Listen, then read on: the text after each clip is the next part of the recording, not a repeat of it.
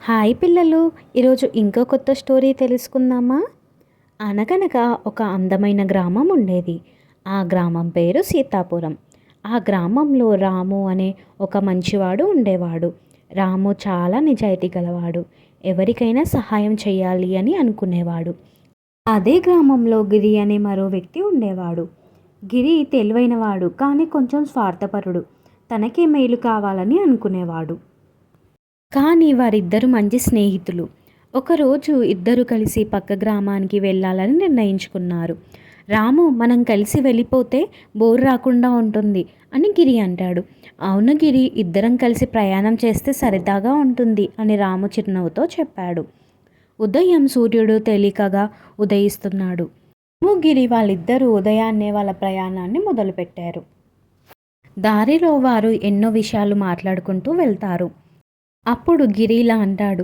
రాము, నీకు ఏది ముఖ్యమో తెలుసా అని గిరి అడుగుతాడు. రాము చెప్తాడు, నిజాయితీ, స్నేహం, సహాయం అని రాము చెప్తాడు. అప్పుడు గిరి, అవి వదిలేరా, డబ్బే ముఖ్యమైనని నాకు అనిపిస్తుంది అని గిరి నవ్వుతూ అంటాడు.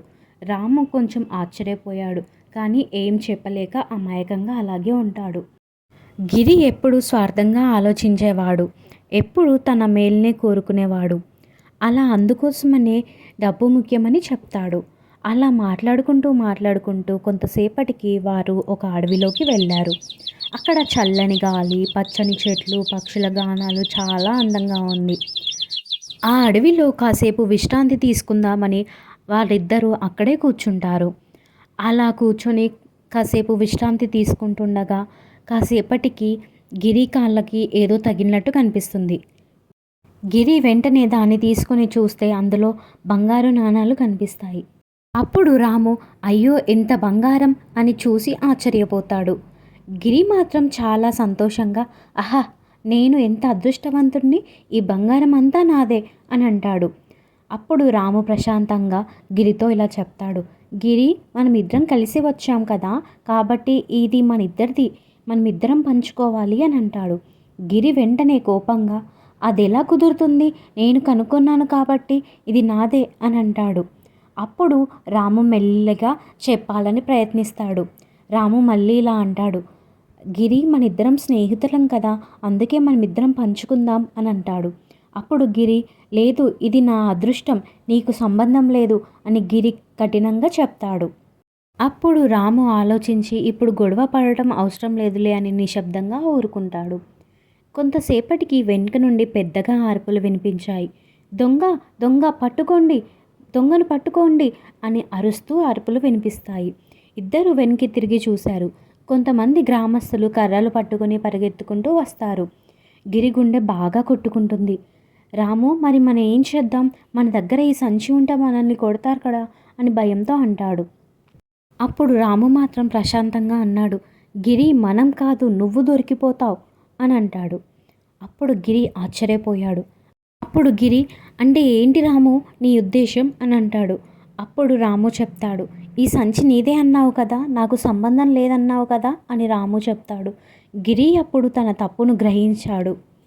అప్పుడు గిరి కళ్ళల్లో నీళ్లు వచ్చాయి. రాము, నన్ను క్షమించు, నేను స్వార్థంగా ప్రవర్తించాను, మనం కలిసి పంచుకుంటే బాగుండేది అని అన్నాడు. రాము చిరునవ్వుతో, సరే గిరి, తప్పు తెలుసుకున్నావు కదా, అదే చాలు అని అంటాడు. ఇద్దరు కలిసి ఆ గ్రామస్తుల దగ్గరికి వెళ్ళాలని అని అనుకుంటారు. వారు ఇద్దరు కలిసి గ్రామస్తుల దగ్గరికి బయలుదేరతారు. వారు వాళ్ళ దగ్గరికి వెళ్ళి, ఈ సంచి మాకు దొరికింది, మేము దొంగలం కాదు అని రాము చెప్పాడు. ఇదిగో మీ నాణాల సంచి మాకు దొరికిందండి అని రాము చెప్తాడు గ్రామస్తులతో. అప్పుడు గ్రామస్తులు ఆ నాణాల సంచిని తీసుకొని పరిశీలించి అసలు యజమానికి ఇస్తాడు. అతను అన్నాడు, మీ నిజాయితీకి ధన్యవాదాలు, మీరు ఈ బంగారంలో కొంత తీసుకోండి అని చెప్తాడు. ఇద్దరు ఆనందంగా కొంత బంగారం తీసుకుంటారు. ఆ యజమాని కూడా వారు చేసిన పనికి చాలా మెచ్చుకుంటాడు. వారిద్దరూ తిరిగి తన గ్రామానికి వెళ్తారు. గిరి మారిపోయాడు, ఇకపై స్వార్థంగా ప్రవర్తించలేదు. రాము, గిరి ఇద్దరు మంచి స్నేహితులుగా జీవించారు. ఇందులోని నీతి ఏంటో అర్థమైందా పిల్లలు?